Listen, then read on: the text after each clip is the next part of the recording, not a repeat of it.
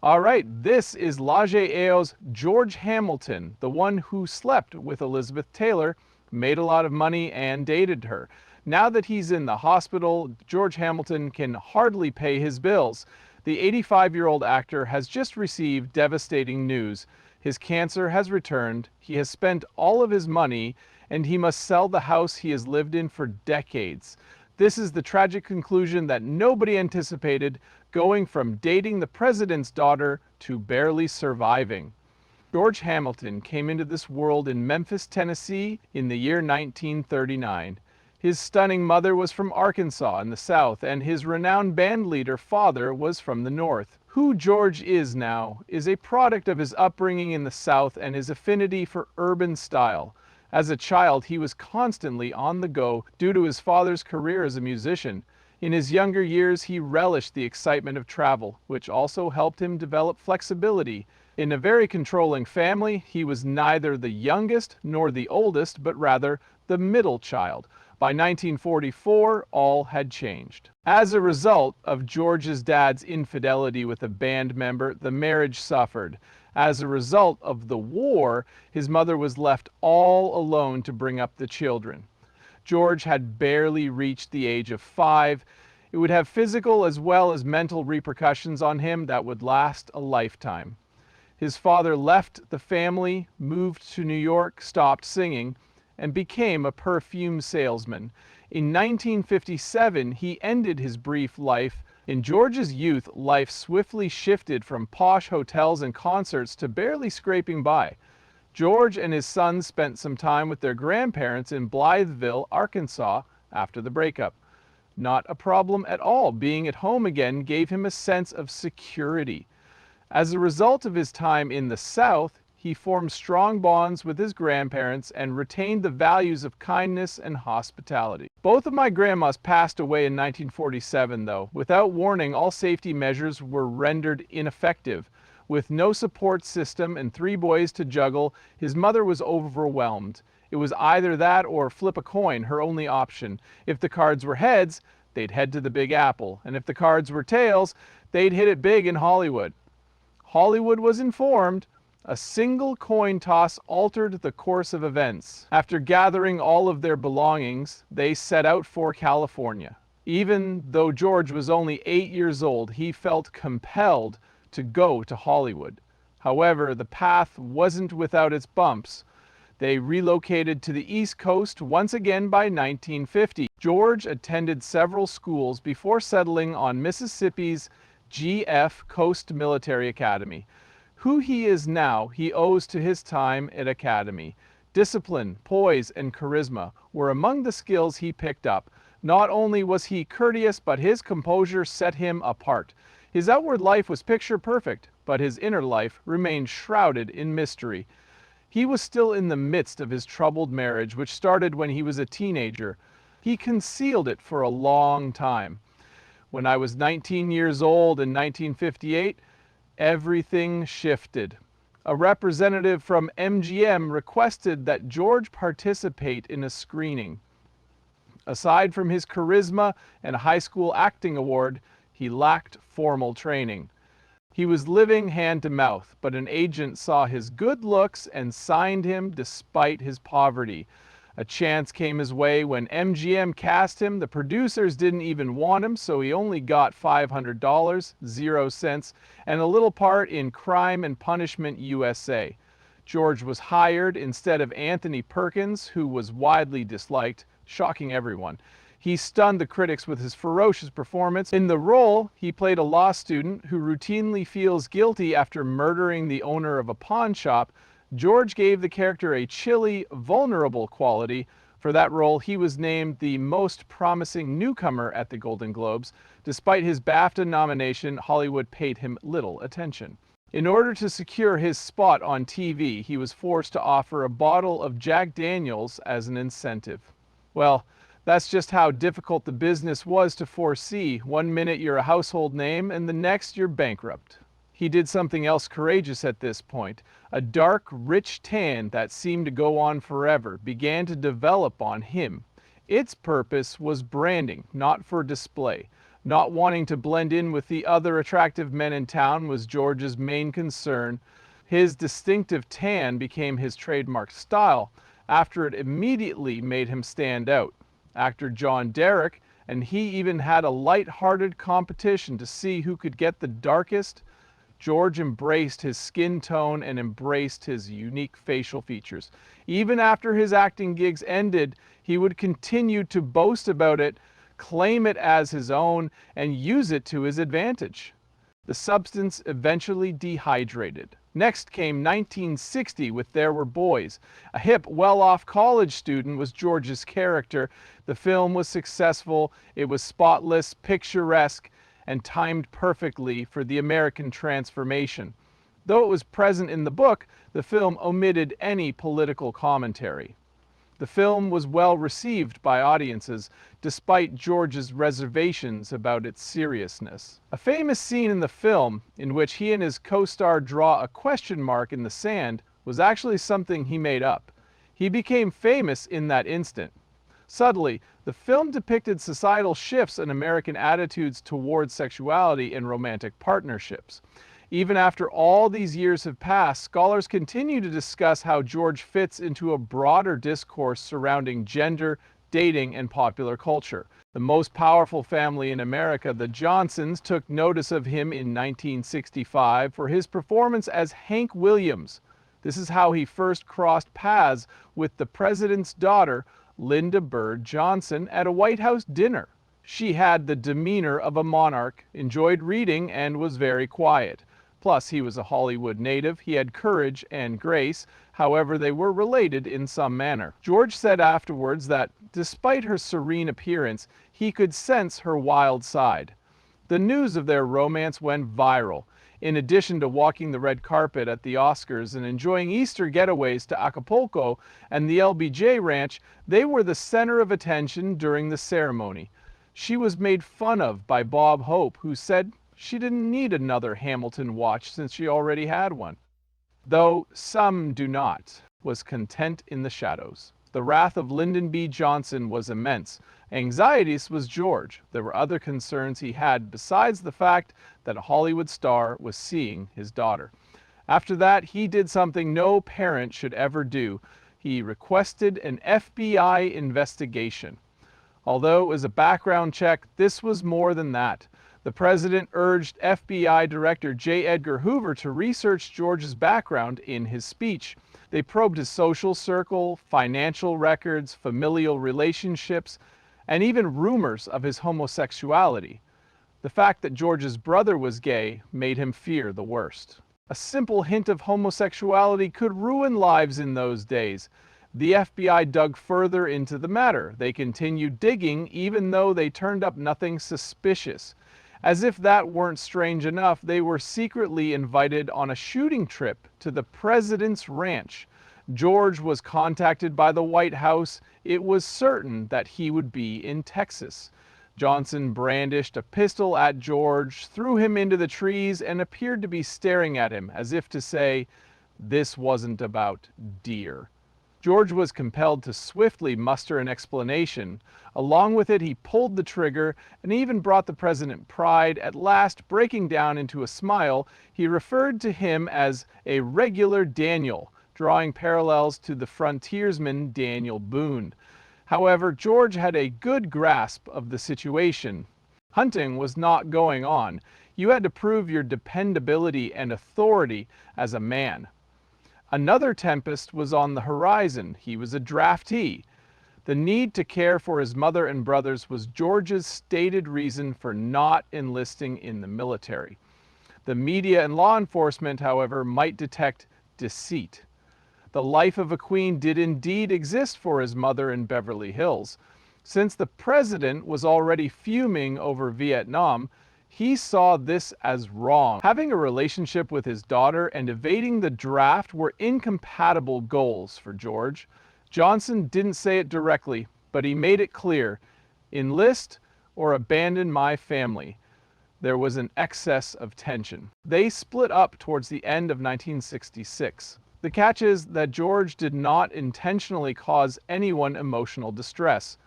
Linda wed Charles Robb, a Marine captain in 1967. Feeling completely at ease, George attended the wedding and posed for pictures like it was just another day at the movies. Many years passed, but he maintained contact with them. Even after Robb became the governor of Virginia, George continued to receive invitations. When he saw the event, he thought, that could have been me. In 2012, after the news stories stopped, the Robbs took George to see him perform in Washington, D.C., and even had him over for dinner. This was written down in his autobiography. The connection was always there, even after all these years had passed, although he never tied the knot. George Hamilton was closer to the president than any Hollywood star had ever been for an odd moment in the 1960s. George had largely faded from the limelight by the late 70s afterwards. An unexpected but astute development transpired. He portrayed the role of Count Dracula in the 1979 film Love at First Bite. Hamilton contributed to both the making and the acting of the film, which surprised few. It was unexpected that the film would become so popular. Instead of taking things seriously, he tended to lean towards the ridiculous.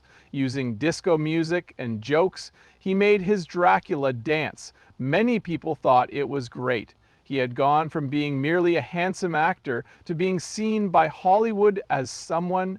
The film revived Hamilton and made money because it was humorous and had good business sense. Just as courageous was he in his private life. Something about the 1972 wedding of Hamilton gave it the air of a movie. He had a friend in Officer Colonel Tom Parker. His girlfriend Alana Collins dropped by to retrieve her belongings as he was chatting with Colonel Parker. Returning to England was her next destination.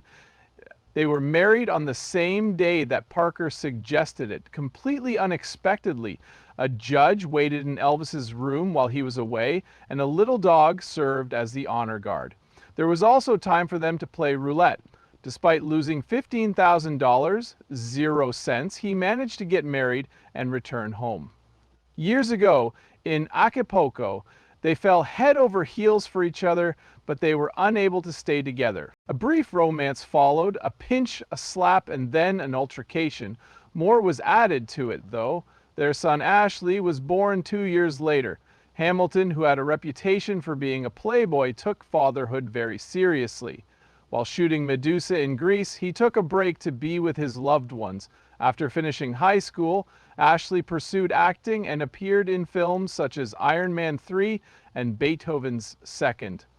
Despite their divorce, George and Alana continued to raise him together. However, he excelled as a father to more than just his own son. The children of Alana's second marriage to Rod Stewart also became close to George. Even though the family was weird, everything turned out okay. Cold or insane divorces are common in Hollywood. Theirs was different. Although George and Alana's relationship ended in 1975, their love for one another remained strong. Their friendship remained strong. They conversed daily. They had supper side by side. Alana drove since George was chronically tardy. Remarrying wasn't necessary, but they joked about it anyway. They had an exceptional marriage. During their time apart, George mentioned that he would feel like something was missing before realizing it was her. Beyond being a couple, they were deeply infatuated with one another. The wise Alana put it best when she said, "I have his back, and I know he has mine." George Hamilton then experienced yet another storm. To kick things off, in 1979, George Hamilton flew to the Philippines to promote his vampire comedy, Love at First Bite. At the time, it was the pinnacle of his professional success. It was unexpected for the First Lady of the Philippines, Imelda Marcos, to invite him to lunch at the presidential house. An international friendship brimming with glamour, secrecy, and eventually scandal began over that one lunch and has since endured. They became close after Hamilton swiftly won Imelda's heart. They shopped, traveled the world, and even broke into private song sessions. What appeared to be a friendly relationship between the two stars at first sight turned out to be considerably more sinister. Antonio Florendo, a wealthy businessman who amassed vast fortunes through dealings with the Marcos administration, was a close friend of Imelda. The second one was Glitzy Tantoko, who was both Imelda's personal shopper and best friend. A complex network of underhanded loans, covert deals, and millions of dollars found their way into Hamilton's pockets, and the individuals depicted here played a significant role in all of it. The amount of $600,000, 0 cents, was loaned to Hamilton by Florendo in 1982. His goal was to raise capital sufficient to settle the debt on his farm in Mississippi. It had only been 2 months since he attended the posh Manila Film Festival, where attendees sipped $100 0 cents bottles of French champagne and dined on roasted cows, so the timing was suspicious. Much worse was discovered later on by the agents. Accounts belonging to Hamilton may have had $12 million 0 cents passed through them. Once, he even took a plane to Hong Kong just to collect $5 0 cents, $5 million from the bank account of Tantoko. Authorities in the Philippines believed the funds originated from the National Treasury. His Beverly Hills home underwent renovations shortly thereafter, including an addition and a massive garage. They reasoned that the funds served to cover the cost. There was more to come. In an effort to allegedly enlarge Hamilton's property, Imelda's group even contemplated purchasing the adjacent house. Marcos may have owned the house, but registered it in his name, leading some to believe that he did not actually own it. The most bizarre twist, though, occurred when a film concept bombed. Hamilton had planned to film a biopic on General Douglas MacArthur. The original plan was for it to be a thrilling war story. A new plot involving MacArthur's love for a Filipino woman, a love story in which he isn't reciprocated, was inserted into the script due to pressure from Imelda's loved ones. Was humiliating, according to Hamilton. The line, "I shall return," was repurposed from a war threat, he said, into a declaration of love. It was a bust, and the $5 0 cents never materialized. A Hong Kong bank secretly received $5 million. Prosecutors concluded that the entire affair was a sham to conceal a network of illicit financial transactions, dubbed money laundering. A criminal charge was still pending against Hamilton in 1988. Although he was not personally charged, he was indicted as a co-conspirator in the case involving the uncharged Imelda and Ferdinand Marcos. His reputation was severely damaged as a result. As a means of self-defense, Hamilton informed the media that he was merely a friend. He claimed that he had attended Imelda's film festival purely out of politeness and had never done business with her. However, a more nuanced tale emerged from the facts. He freely acknowledges receiving millions of dollars. He made his case in court. Despite allegations that the Marcoses embezzled over $100 million 0 cents from the Filipino people, he continued to defend them. His legal team made an effort to disprove his guilt. Because he refused to discuss business with Imelda, he was referred to as a gentleman by the people of the South. They claimed he was oblivious to the source of the funds. He returned everything after realizing something was amiss. However, behind the scenes, the plot was completely illogical. Imelda was supposedly in charge of everything, according to Florendo, who had lent Hamilton the money. She had complete say over the distribution, use, and disbursement of the funds. The home that Hamilton owned may have played a role in her clandestine enterprise, according to some. Hamilton claimed in court that he had no idea he was being used. In his opinion, there were no warning signals. He may not have faced charges, but the harm had already been done. Being friends with Imelda, he became entangled in one of the most massive corruption schemes of the 20th century. Millions of lives were lost and identities were erased, and it's possible that a forgotten war film contributed to this concealment. Something out of the ordinary happened while filming the 1980th film Poker Alice. Their relationship wasn't staged, and yes, Elizabeth Taylor did appear in the film alongside George. The real world saw its release. For 12 months, they were inseparable. In spite of their breakup, they remained close. Everyone was taken aback, though, when Elizabeth sent George a gift as a farewell, an authentic Cartier heart-shaped jewel crafted from solid gold. "Dear George, I love you even though you're a jerk," was writing on the back of the shirt. It was humorous in George's opinion. It wasn't a joke for him. It was a sweet and funny way to convey we're always linked. That was Elizabeth Sharp. Funny and unforgettable. George always thought about her. Taylor wasn't the only beautiful person in George's life, though. George dropped the news that he had dated at least 4 Miss World winners on a TV show in 2009. Even though he didn't say who it was clear that man had a type, and that person wore heels like a queen. In the 1960 S and 1970 S, George was always C.